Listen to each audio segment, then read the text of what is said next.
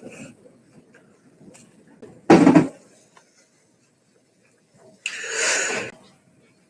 morning, ladies and gentlemen, and welcome to Vinny's Take, a special early morning edition. Man, the bird on this Rey Mysterio mask keeps folding in.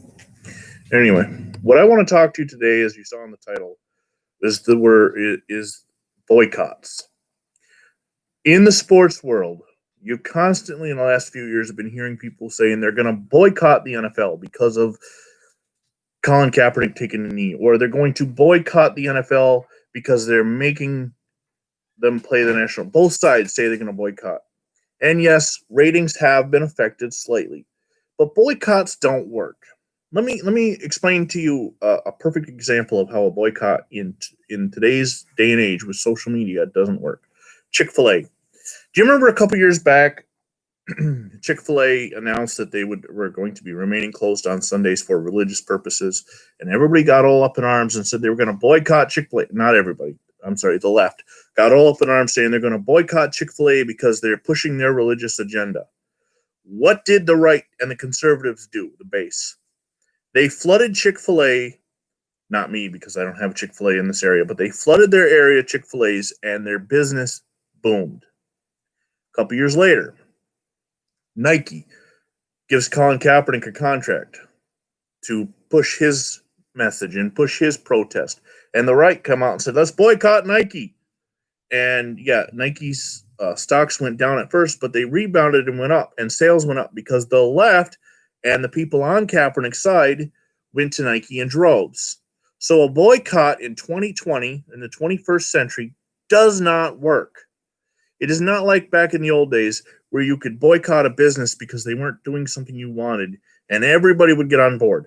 Things are so polarizing in today's climate and today's geopolitical mentality that the minute you utter the word boycott, the people who disagree with you are going to flood that place with patronage. They're going to patronize that place to the point where it's going to boost its sales. So two potentially called for boycotts in 2020 are in the sports world are NASCAR and the NFL.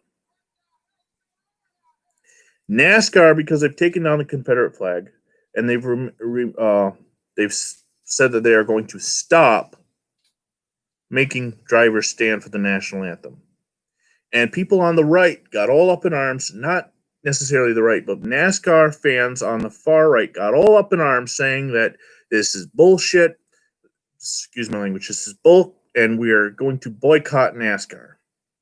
NASCAR then jumps on the opportunity to push that message of inclusion, and they're going to get more fans. They're going to get new fans. All of a sudden, new people are going to discover NASCAR and will start, whether they like it or not, will start showing up to watch the matches on television just so that the people that NASCAR supposedly is losing doesn't hurt them in the long run.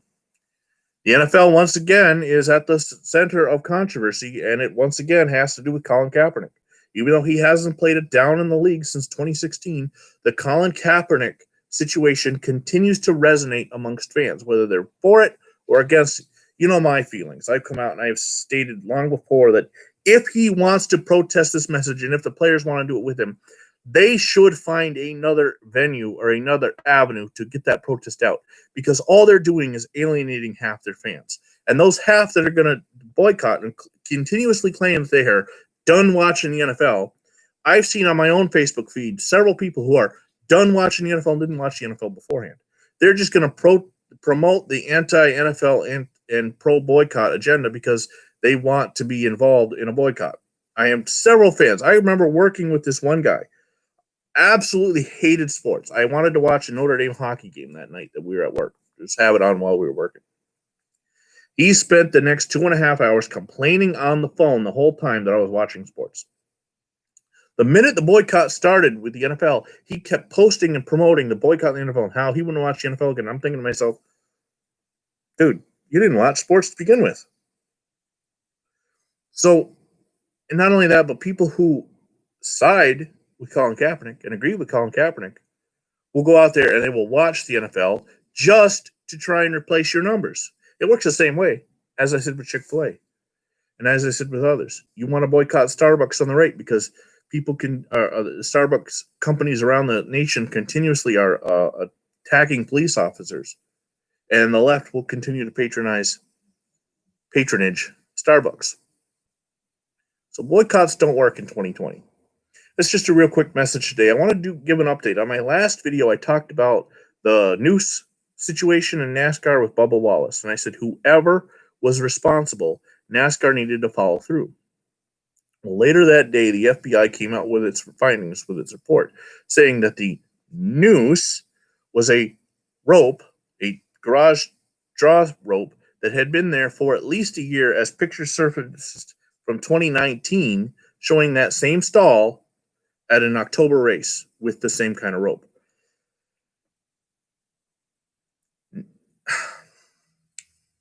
We can't just leave well enough alone in this country. We can't just accept findings from the FBI or anybody.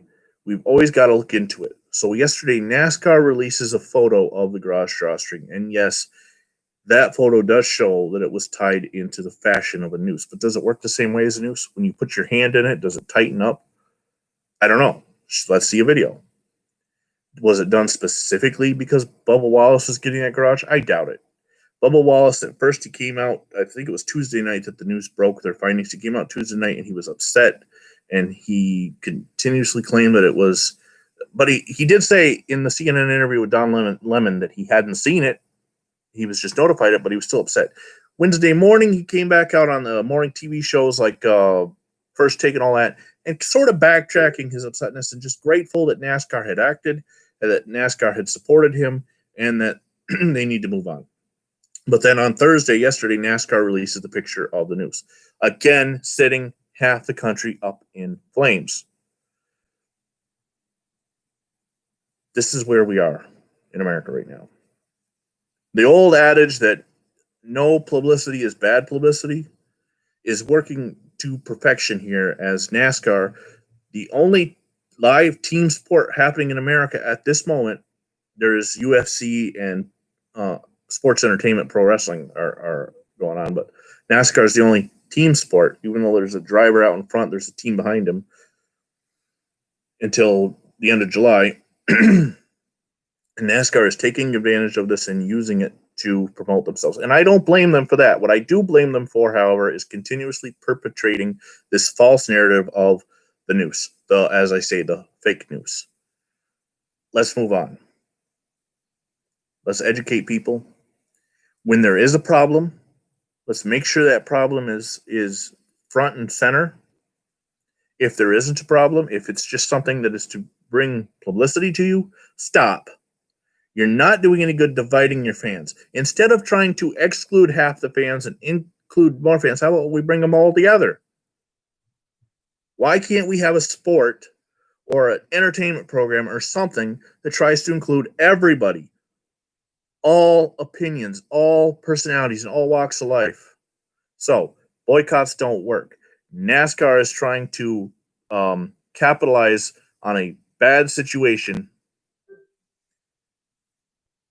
And for one more time, let's bring the country together instead of continuously trying to divide it. It seems like this is an ongoing thing. Every 4 years, every time there's a major election cycle, every 2 years actually, every time there's a major election cycle, let's divide. No, how about we find somebody who wants to promote unity? Anyway, that's my take. I'm Vinny Vincent. What's yours? Until next time, God bless America.